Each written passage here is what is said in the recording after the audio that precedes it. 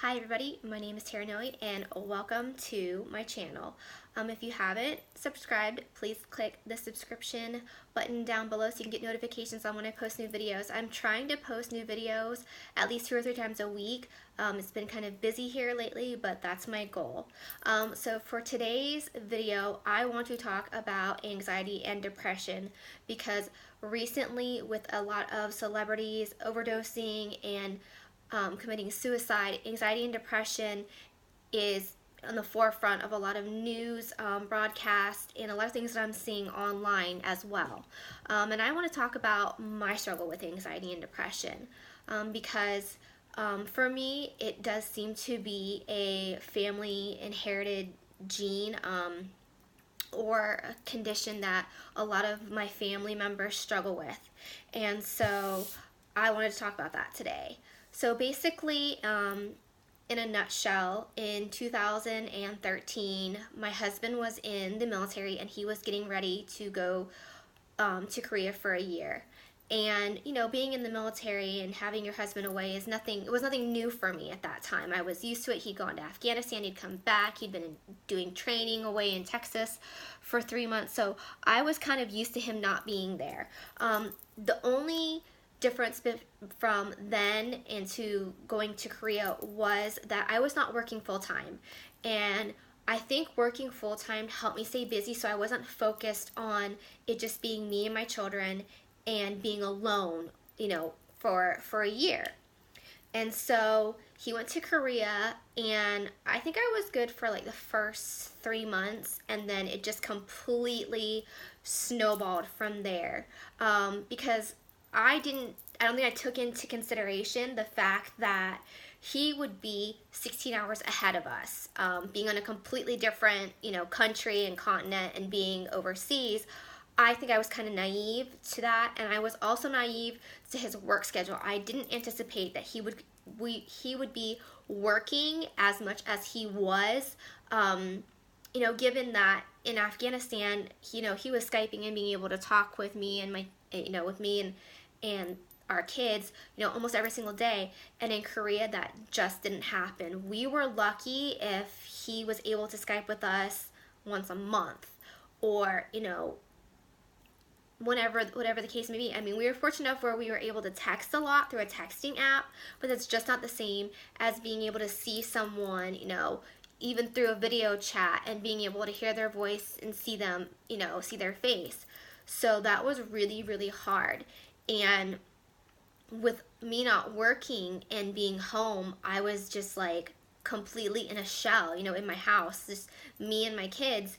And I didn't socialize. I didn't really go out and spend time with my friends like I probably should have, so that I would have kept myself busy. I wouldn't have been focusing as much on, it just being me and the kids. And somewhere, and probably I want to say the 5-month mark of him being gone, I had full-blown anxiety and depression. I was getting ready to leave my house one day to go over to my sister's, and I had a full-blown panic attack where I just had so much anxiety, and my heart was just, I felt like beating out of my chest, and I physically got sick from that. And I thought to myself, what the heck is going on? I immediately called my sister and said, I'm having some problems. I think I'm having anxiety. I think I'm having depression. I'm going to call and make myself an appointment at the doctor's and pray that they can get me in. So thankfully, they were able to get me in that day, and I went and I saw my doctor, and she prescribed a medication called Paxil for me. She was like, it's very low dosage because you are just brand new to being diagnosed with anxiety and depression, and we want to start you off slow. That way your body has time to get used to this medicine and adjust. And I was like, great, you know what? I know I have a problem. I know I need help. So let me be proactive and go to a doctor and try to do therapy so that it would help me understand and cope better with the depression and the anxiety. Now, my anxiety did get better, but I think my depression just got worse and worse and worse. It was causing a lot of problems within my marriage because, I don't think my husband understood what I was going through. I think he thought it was all just in my head. And yeah, it was, but it was also, I was feeling alone. I was feeling like I really didn't have my significant other to lean on like I normally did. And, we didn't really get to talk because our schedules were just so off. When I was waking up, he was going to sleep. When I was going to sleep, he was waking up. So we didn't really have that time to see one another like I had really hoped. And so that played a huge, huge role in it. And so I got on the Paxil and I did really good on it. I had to adjust some things because when I was first getting on it and taking it, it was kind of making me a little sick, a little nauseous, like it made me a little nauseated. So I had to adjust when I was taking it. And once I got on it, I felt a lot better. I was like, okay, you know what? This is going to combat my mood swings and the depression, and this is going to help. And it did. It really, really did.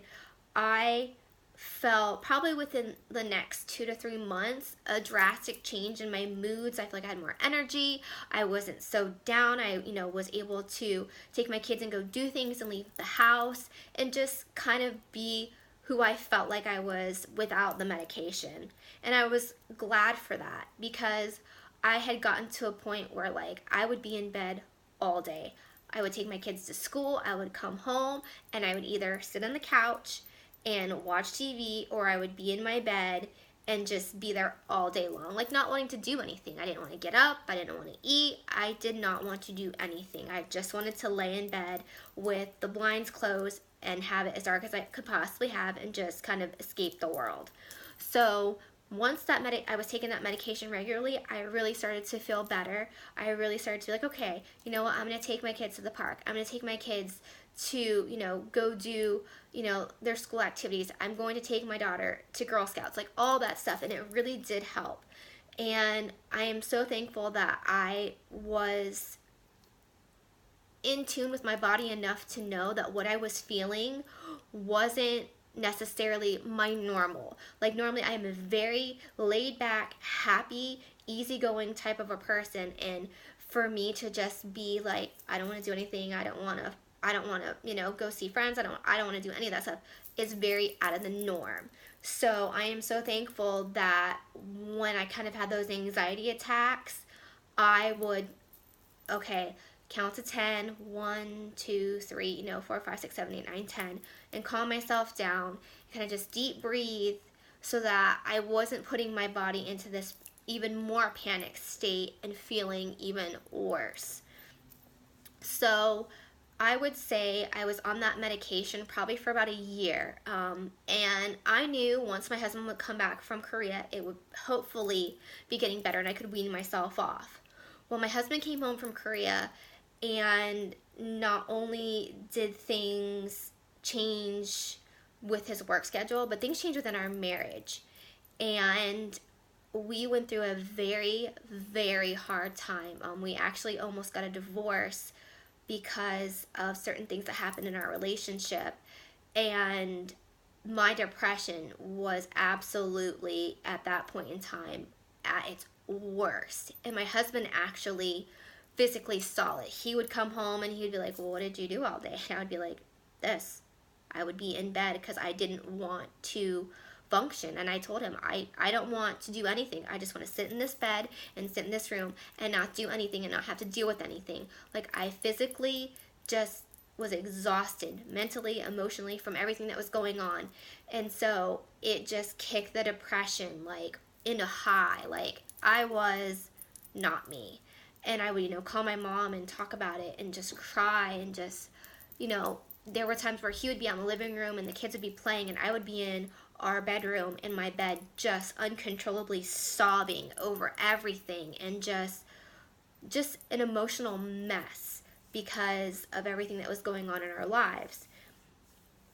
And it was a hard time. My kids knew mommy's not right. This isn't right. And I hated that. I hated being so depressed I couldn't be there for my kids and do things. I want to take them and go out and do things. Like that's just not me. And so I think it was coming up around the time where my husband was trying to decide if he was going to re-enlist or get out, and we needed to make that critical decision for our family. And we were also still trying to decide then if we were going to stay together or get a divorce. And I said, look, I have everything planned out that I want to do. If you no longer want to be in this marriage, then you can go home and I will go home. We'll go our separate ways. And I think it came to a point where we both decided that that's not what we wanted. We had been through so much, it wasn't worth it to just flush our whole marriage down the drain. So we moved to Florida, and things did a complete 360 where I started school and he was able to take the time away from the military that he needed to kind of just decompress, because everybody knows when you're in the military there is no time. You're on military time. It's this. So he was able to decompress, and I was able to go to school and get a job and work, and day by day the anxiety and the depression just kind of went away, and I slowly was able to wean myself off my medication and feel like I didn't need to depend on that pill to get me through the day. I was able to just slowly step down, where I would take a half a pill every day, and then it was a half a pill every other day, and then it was like, okay, I made it 2 days without a pill, I'm gonna make it 3, 4 a week, and then before I knew it, it was a month and I hadn't taken any medicine, and I felt great. And I feel like a lot of times there are big changes in your life that can trigger anxiety and depression. And for me, it was not being able to see my husband and have him physically with me when things were going really, really bad, not feeling like I wanted to bother anybody else with my problems, and kind of just, hibernating and keeping to myself, which is not the answer. Like, I found that having friends, having multiple people that I could go to and have shoulders to cry on, was definitely beneficial to me, and it still is to this day. I still am so grateful for the friends and the amazing mentors that I had while I was in school, because they were just a shoulder to lean on and ears to listen to me when things were going bad, when I was having a crap day. They were in similar situations as me. They were, having kids in school and all this stuff, and so I could relate to them. And I'm so grateful that I could call my mother all the time and cry, and she completely understood how I was feeling, and would always tell me that everything's going to be fine. You're going to be fine. You're strong. You can do this if you need anything, and would always tell me, if you want to come home. You can always come home. And that was just like a huge weight off my shoulders to know that even though I'm struggling, even though I'm having this difficult time, my family, my friends were always there for me and always going to be there for me, even when I was at my low. And I think there was certain times where I had really thought, you know what, I would just be better off not being here. I would just be better off, not bothering or hurting like this, because I'm no good to anybody. I'm no good to my husband. I'm no good to my kids. Like, I am just no good. And I think it finally took the realization for me that my kids need me. I'm all they've got. That they are my reason for being alive and for doing what I do every single day. My kids depend on me for everything. Like, what would my kids do if I wasn't here? Where would they be? Who would they be with? What would they do? And I just could not imagine for a second leaving my kids. And so I slowly started to dig myself out of that depression hole, just exercising. And if my kids had an event at school, I would be like, okay, you know what? I'm going to suck this up for the couple hours that we're going to go, even though it may be stressful, and do this for my kids, because this is what's going to make them happy, and it's going to get me out of the house, and I'm going to interact with people.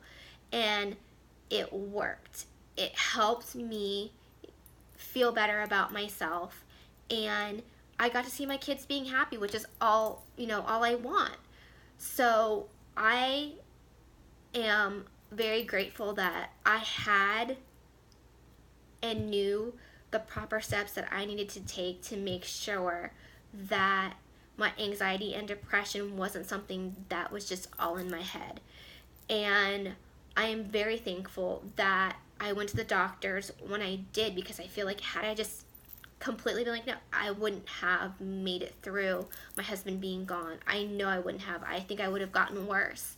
And when my husband came home, I think he realized as well, because he was going through a hard time, that he was also struggling with depression himself. And so, he had that feeling of, I don't even know what I want out of life. I don't know. I just feel blah. I don't know how to explain it. And I would tell him, I know exactly how that feels. That is exactly how I felt, at this point in time, or 2 or 3 months ago. That is exactly how I felt. It's not all in your head. You are not crazy. This is literally how you're feeling, and that's completely normal. And if that's how you feel, you need to go talk to somebody. And my husband was smart enough that he did. My husband was also on depression medication, and it helped him. And it does. And I feel like, people shouldn't put this stigma around anxiety and around depression, that it's all in your head, that it's not. It's literally how you're feeling. Some days you are going to wake up and you're going to feel okay. Other days you're going to wake up and you're not going to want to get out of bed. You're not going to want to get dressed. You're not going to want to eat. You're just wanting to lay or sleep all day. That's all you want to do. And that is a telltale sign of it. And a lot of people don't understand that anxiety and depression can be triggered by serious life-changing events, trauma, PTSD. My husband was in the military and he has PTSD, and that goes hand in hand. There's a lot of things that trigger anxiety and depression, and there are, I feel like, ways to treat it. And I am very fortunate that I was open about it, because very shortly after, it came out that my sister had it, my brother had it, my cousin has it. We all have anxiety and depression. And I thought to myself, it's not just me. I am not the only one that suffers with this. And I feel like my family is so amazing, because we are very upfront and open about it. My cousins, my brother, myself, we share everything about how we're feeling and struggling with it on our Facebook. Because if anybody else is struggling, we want them to reach out and say, hey, I'm struggling. And we reply with, you know what, we're here. What do you need? And just reassuring each other that it's okay. You're going to be all right. This is a hard thing that you're going through, or a hard day, or maybe a rough time, but it's going to get better. Take it day by day, minute by minute, hour by hour if you have to. And so I want anybody who struggles with anxiety and depression to know that if you feel this way, get help. Talk to somebody, your friends, your family, a doctor, a counselor, anybody that you feel comfortable with, because even just you talking about it, it's going to make you feel better. If you keep how you're feeling bottled up inside and internalize it, it's so much worse. And you're going to struggle.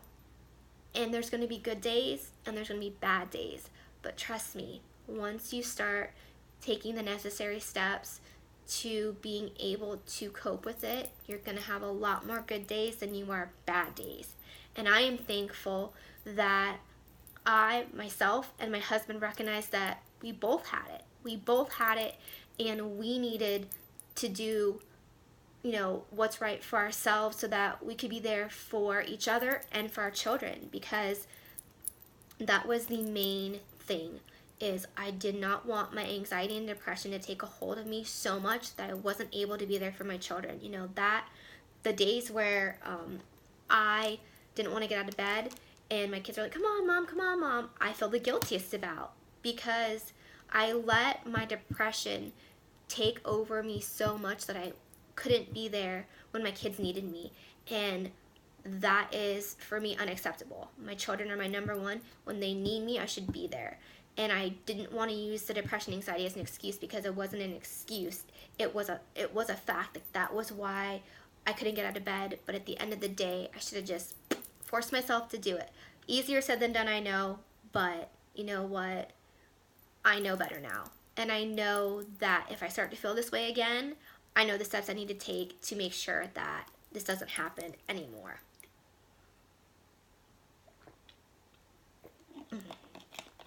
And I also want to touch briefly on the fact that certain people think that, or society is starting to think that, these celebrities that overdose and commit suicide are just, they're doing it for the fame or whatever the case may be. And the reality is these people are struggling. They're struggling every day, every minute, every single second, contemplating if they are worthy enough, if they matter. And let me tell you, you matter. You matter to every single person in your life. You matter. Whether you talk to them on a daily basis, whether you talk to them on Facebook, social media, you matter. Everybody matters, and everybody should know that, irregardless of your living conditions, money, all of that aside, you as a human being matter. And I want to let you know, please, if you feel like you are nothing and you feel like you would be better off, dead, get help. There's so many ways you can do it. There's hotlines. I have seen, and I'm so thankful, so many people on my Facebook timeline, on my social media, who are just like, if you need me, day, night, message me. I will be here for you.